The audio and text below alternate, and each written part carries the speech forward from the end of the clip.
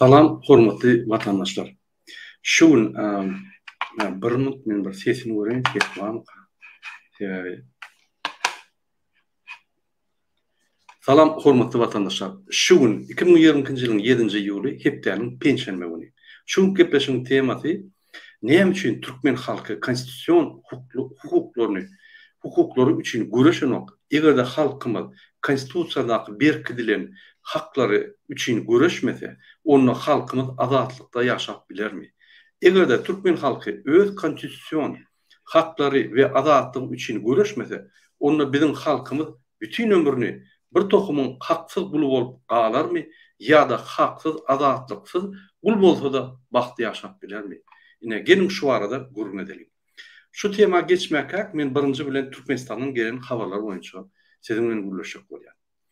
Ine Milli Geňeşiň halk maslahatynyň razyçylygy bilen Ýustisiýa kiçi geňeşçisi Serdar Berdimuhammedoviç Mällikuliýew Türkmenistanyň baş prokuroru edip Serdar Berdimuhammedow Gurbangulyýewiç bellidi. Bu gürkünç zat men size näme çykdygyny häzir düşündirýän. Ünsürp seyrederin hormatly vatandaşlar. Bir minut.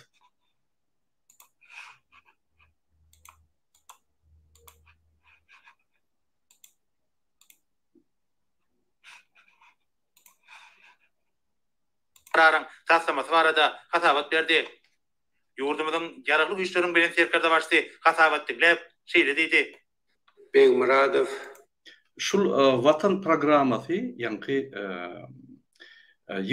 5-nji iýulna geçen vatan programmasynyň kiçik gysgaçyk size videony görkezin. O zaman size düşündirýän näme şu gülküler, näme şu Türkmenistanda döwlet ýok, häkimet ýok.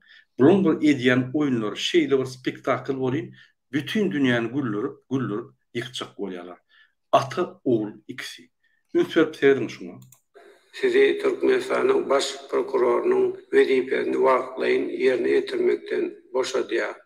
Men Türkmenistanyň Milli Geňeşiniň halk maslahatynyň razylygy bilen Ýustisiýanyň kiçi geňeşçisi Serdar Mällikuliýew Türkmenistanyň baş prokuroru wezipesine berilip, Aşgabat şäheriniň prokuroru wezipesinden boşadýan Mällikuliýew gelecekde bu wezipede nähili işlejekdiňiz barada aýdyp berin.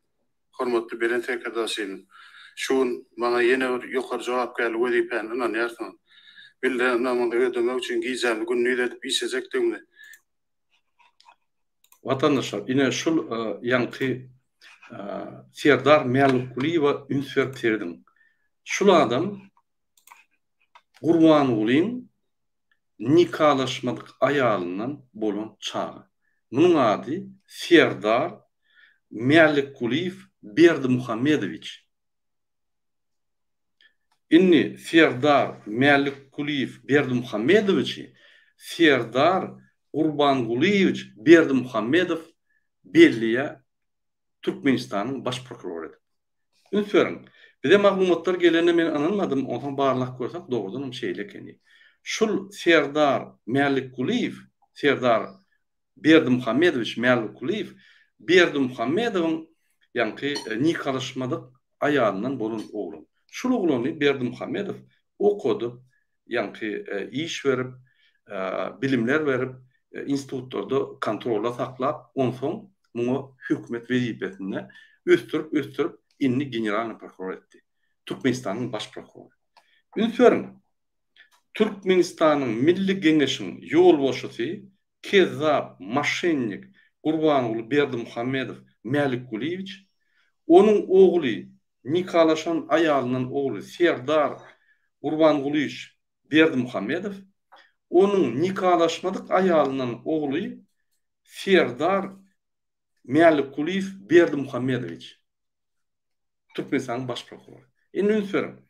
Gurbanguly Kezzap näil kezzaplyk etse-de, näil kanunlar bozsa da muny kim tutsa etsin? Ogul prezident mi? Ýok.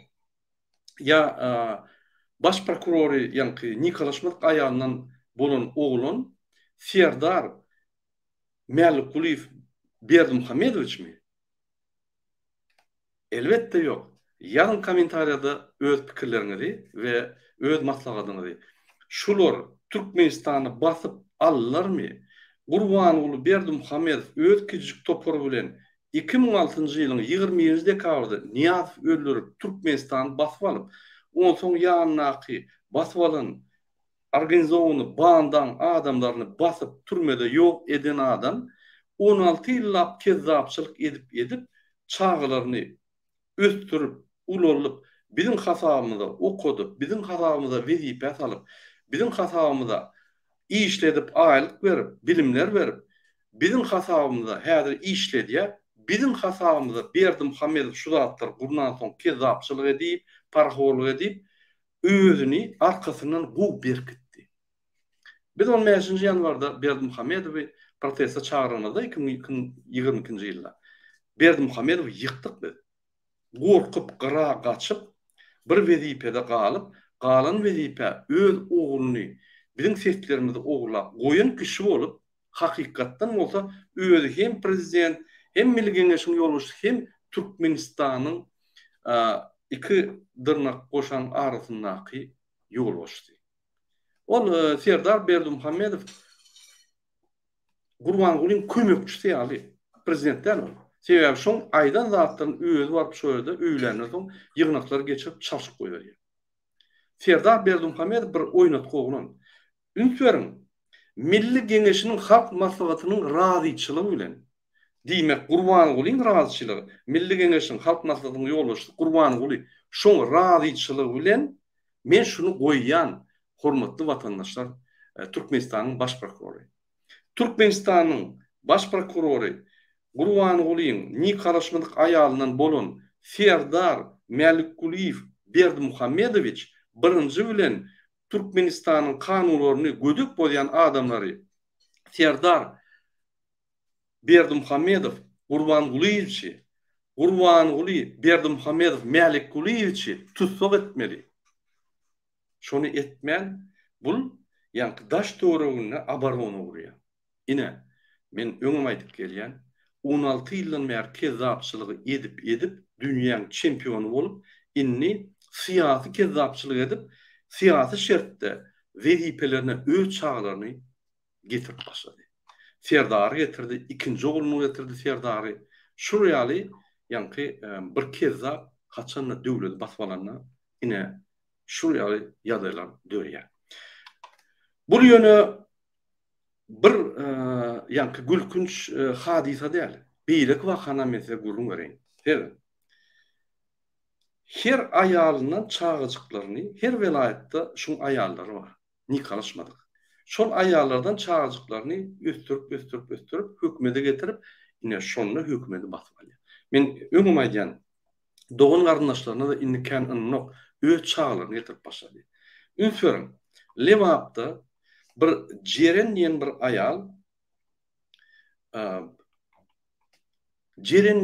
aýal maşgala şunuň oýnaşy ikinji aýalymy, üçünji aýalymy ýöne oýnaşy boldy.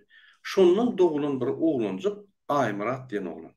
Indi şonu Lewap halkynyň öňüne, Lewapyň ýa-ni adamlar bilmediýäli, şol Jeren diýen aýaly ay durmuşa çıkardım edip, ýa-ni bir gahrman diýen bir oglany berip, ol gahrman oglanam ýa-ni halkyň gözüň öňüne arasda boljak bolup, şonu beren kişi bolup, men oňa dahlym ýok diýen kişi bolup, ol gahrman diýen oglany şu Jeren diýen gyýdyň ýanyna bardyrma diýaly etdi. Ol gahrman oglan görgüli syýasat, Lewapyň syýasat edaratynyň başlygy. Oň gitjek ýeri ýok, oňa şeýle diýildi, ýa türmäge diýen, ýa beýle diýen, başgalat ýok. Olam şu daşlykda dur şu Jerenden we ýa-ni misal üçin şoň äärmiş diýip ýa-ni şu zatlar aýdylar ýaly şonu goýdular. Haçanna Gurbanuly kezzap Lewap barandan şonu öňüne şu Jeren diýen gyý çykýar, öýde molim, şu molim çykýar. Şondan ýa-ni şoň bilen gürleşip zat edenden soň ekrandan gidip bir oglanjygy eline alýar. Şol oglanjygyň ady Aýmurat. Şu Jeren bilen Gurbangulyň arasynda doğulan oglan nikalaşmadyk. Ine şol oglanjyk bilen Garawe Kölüň, Lewapyň köp ýerleriniň binalaryny açýar. Gidip elinden süýrär. Kämak daşy bolady diýär şoň bilen elinden süýrär. Ol yetişdirýär öz ogluny inlik postlara.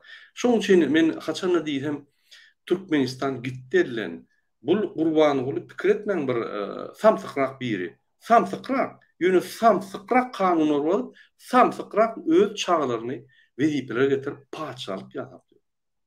Özem gödök uğruna edip ber bunu görmedi ýalan bu zatdyr. Ine şu ýaly ýagdaýlar, şu ýaly çağlar her vilayetde bar. Diňli wagtda däl. Bu adam Türkmenistan näme döndürdi? Hudaý bilsin.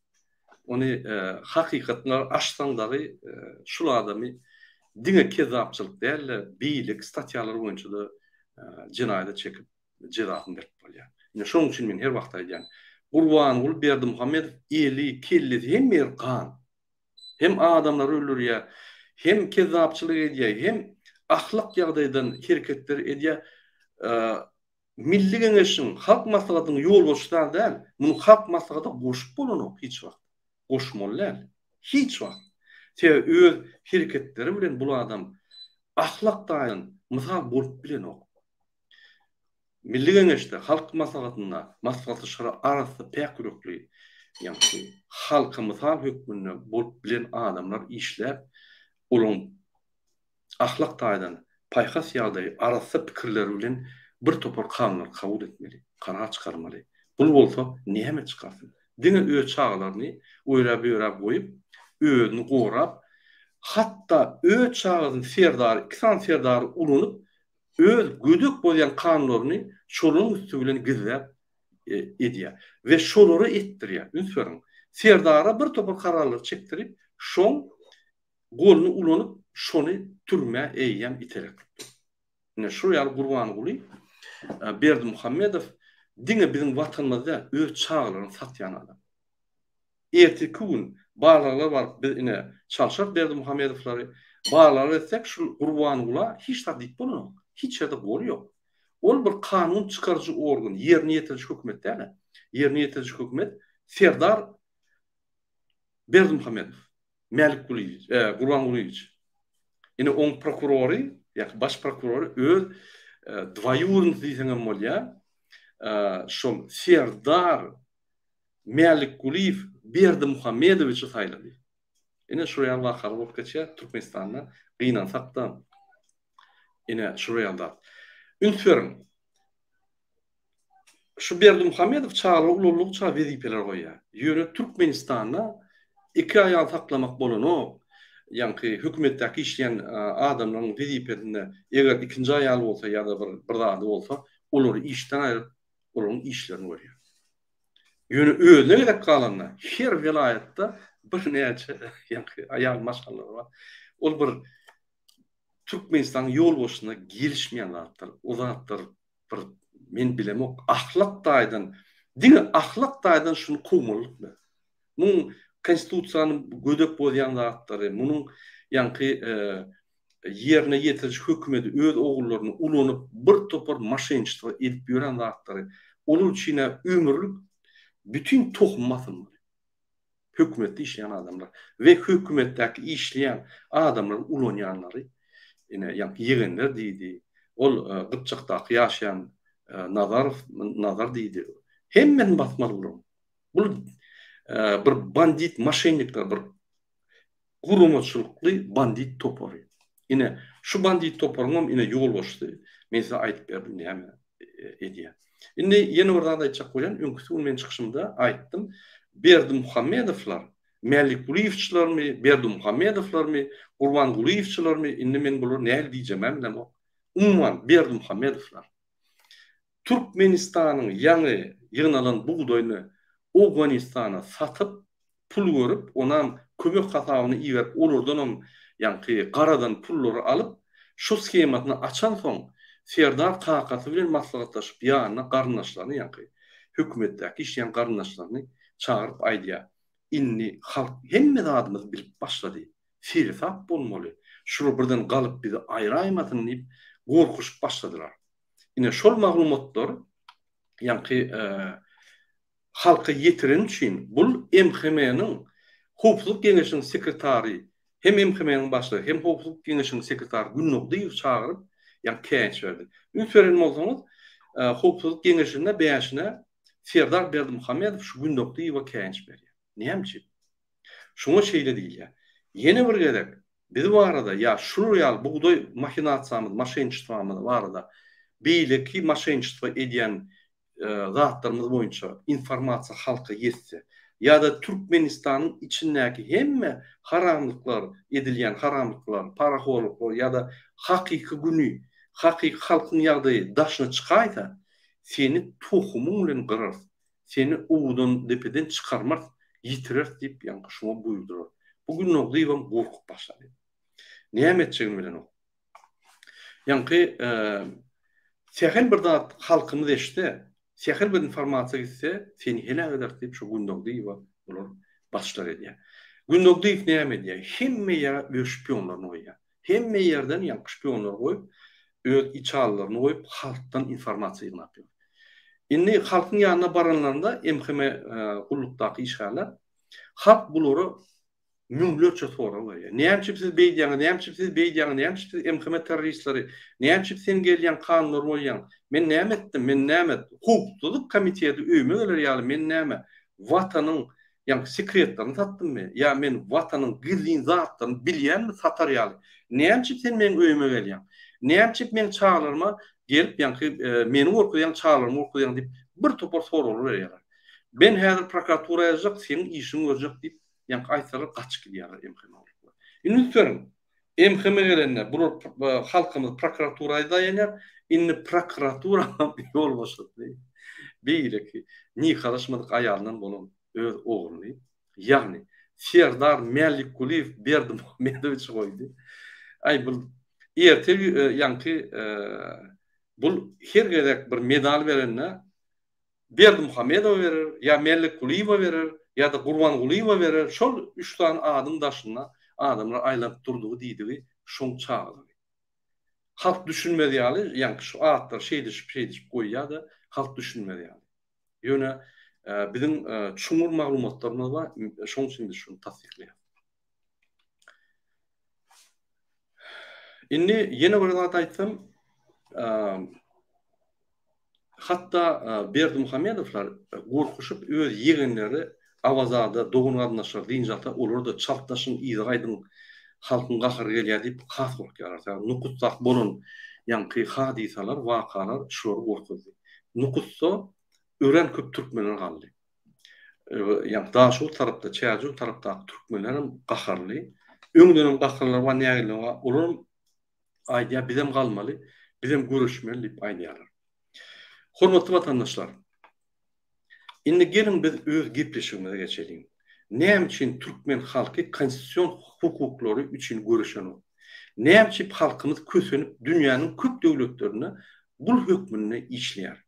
Näme üçin halkymyz daşary ýurtlarda işläp, pul galanyp, Türkmenistany iýerip, Türkmenistanyň sosial problemalaryny, ýagny öz garnaşlaryň problematyny çözenne, Türkmenistanyň sosial problematyny yerine ýetiriji hökümetiň deregine borçlaryny ýetirýärler de şoň problemlaryny çözýärler. Ve şonu çözün soňam şol eşek ýaly işläp daşary ýurtda öz çağaçyklaryny görmäne Türkmenistany geljek bolsa bular goý bermeýärler. Näme sebäpli ata ogul ikisi ve onun inni dogun garnaşlary Türkmenistanyň hökümetini basyp alyp hiç hili kanunlara, hiç hili konstitusiýa seretmen gödök kanunlar bolýar. Bizde uruş yok. Bizde koronavirus yok. Yollar yapmanın hiç hili hak yok hiç kimde. Näme sebäpli yollar yapdyk? Yazın komentarlarda öz pikirlerini diýip, biz şu mesele hemmemiz bile seredip geçelim. Hormatly vatandaşlar, yine şu ýerde men sizin soruňyza jogap berjek ve şu temany dowam etjek. Eger de biriňiz näme Türkmenistanyň raýatlary öz haklary üçin görüşmeýän meselede jogabyňyz bolsa ýa-da pikirleriňiz bolsa ýazyň şu komentarlarda. Menin pikirimçe bizim Türkmen građanlarymyz her wagt prezidenta, hökümete serelerine, hökümet her wagt bular taýlap gelen soň bular dogly basyldylar. indi yuwaş-yuwaşdan öz haklary gowrap başlanana bular birleşip, bileleşip, bir-birini gollap başladylar we hökümet ýygy çekilip başlady. Diýmek, yuwaş-yuwaşdan ahiri ýagdaýda bizim halkymyz öz haklaryny gowrap başlaýar. Öň aýdýardylar, ay bular watan önükler, bular seretmeýän, bular bizim parahat nime, watanymyz wa asmanymyz parahat gülýal ýaşap ýör Türkmenistanda. Onanyň gülýal ýaşap ýören bolsaňyz, sizin hiç haklarınız ýok. Siz höküman suratda ya yallaklamaly, ya para vermeli. Yallaklamak ve para verip ýaşamak adalatly ýaşaýşmy. Arasda ýaşaýşmy. Şol ýaşaýşa siz münasipmi? Sizin günäňiz ýokmy? Näçe şol ýaşaýşa siz ýa-ni mejbur bolup şol ýaşamaly. Yallaklap, ya para horluk edip. Näçe biz ahlak taýdan şu derejä gaçyp, ýa-ni millet bolup yallak olmaly ya da millet bolup para horluk. Sebäbi bizim baş tutanymyz yallak para horluk. Üns berýän bolsaňyz, ýa-ni suratlar bardy. Prezident ýa-ni Niyaz elini nemedeni elini owşap, gözü bilen meýälep bir hil seredýär.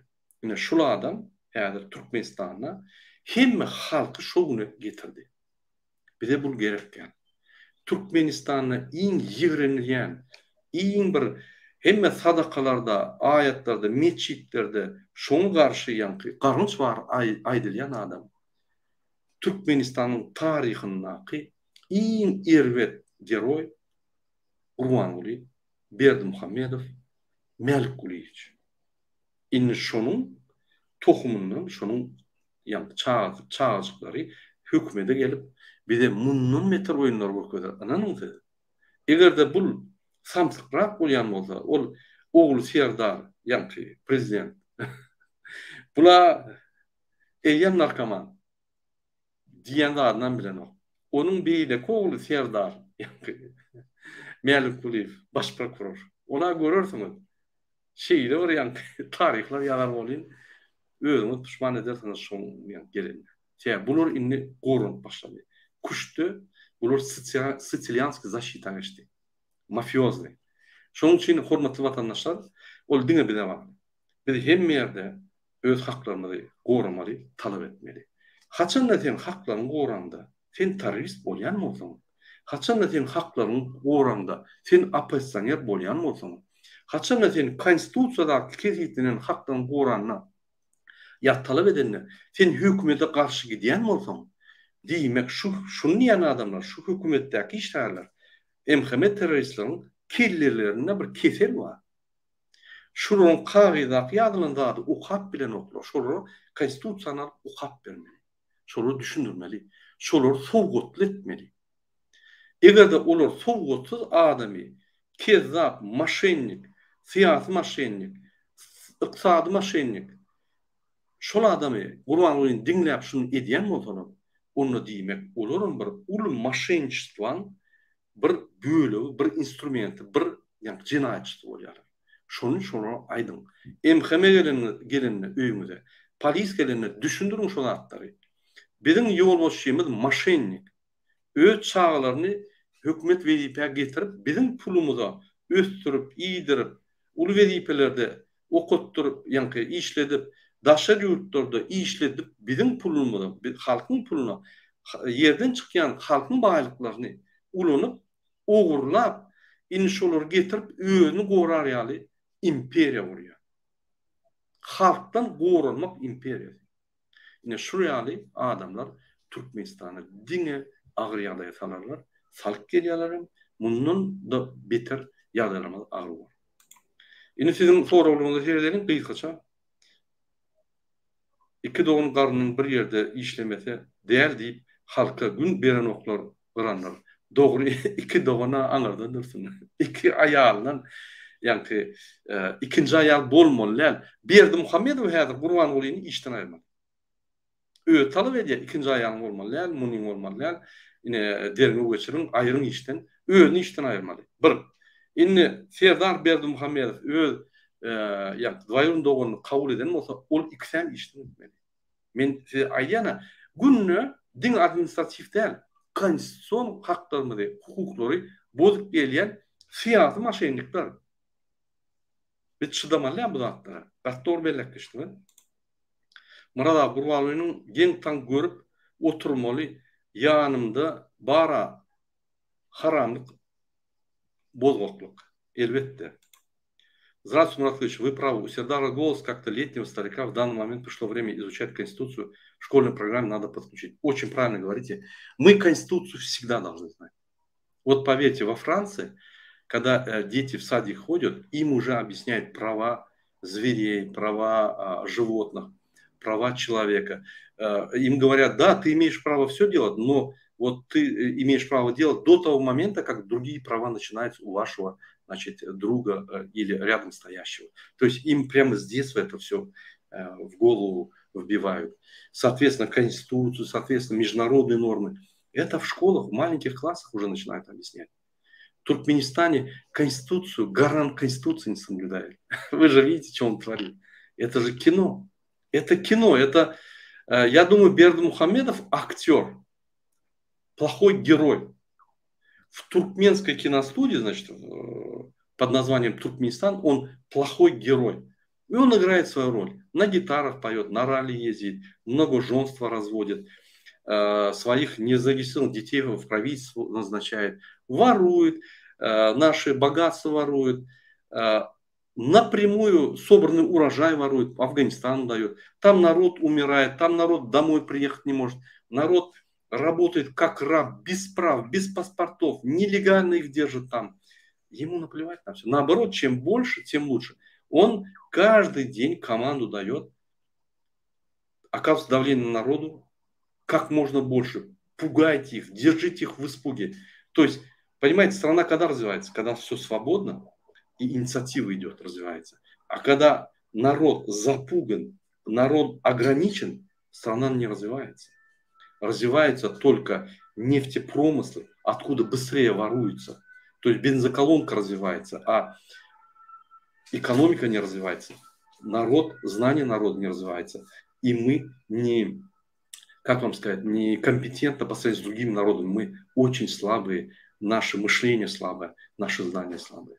Поэтому мы слабый народ, поэтому мы плетемся в последних рядах цивилизации. Что страшно? Если других вопросов нету, на этом я заканчиваю свою передачу. Еще раз я хочу обратиться. Напишите в комментариях, почему наш народ не защищает свои конституционные права. Почему они забыли, что есть Конституция, что если есть в стране президент, если есть председатель Милли Кеңеша, если есть генеральный прокурор, значит есть Конституция, потому что на основе Конституции эти должности работают. Значит, если на основе Конституции какие-то статьи Конституции работают, значит остальные статьи Конституции должны работать. Если выборочные статьи Конституции работают, значит страны нету. Значит нету президента, значит нету председателя парламента, значит нету генерального прокурора, значит анархия. Мы должны вот конкретно поставить два вопроса. Или анархия, или государство с Конституцией. Если с государством с Конституцией, все должны уважать закон. МХМ-террористы, зомби-полицейские и народ Туркменистана. Я вас всех благодарю за то, что вы следите за нами, советуйтесь нам, пишите свои пожелания нам. Огромное спасибо. Hormatly vatandaşlar, men yalnızca orçça düşündürdüm, indi Türkmençe düşündüreceğim. Eğer de Türkmenistan prezident bağ olsa, eğer de Türkmenistan'da misal için baş prokuror bağ olsa, eğer Türkmenistan'ın Milli Kengeşi'nin yolbaşçısı bağ olsa, onunla demek Türkmenistan'ın konstitusiyasında şu vazifeler belirlenir ve şu vazifeler işlenir. Demek Türkmenistan'da konstitusya işliyor. Eğer de Türkmenistan'da konstitusiyanın her maddeleri işlese, onunla konstitusya doğru işlenir, Türkmenistan doğru devlet der. Onunla anarşi edilir. Onunla biz bu devleti ayırıp teyarda konstitusiyanı kabul edip ve konstitusiyada hemmeleri yankı işledip öğretmeli. Şunun öyle men öz çıkışımı torayan, hormatly vatandaşlar, indiki gepleşikler çeldi.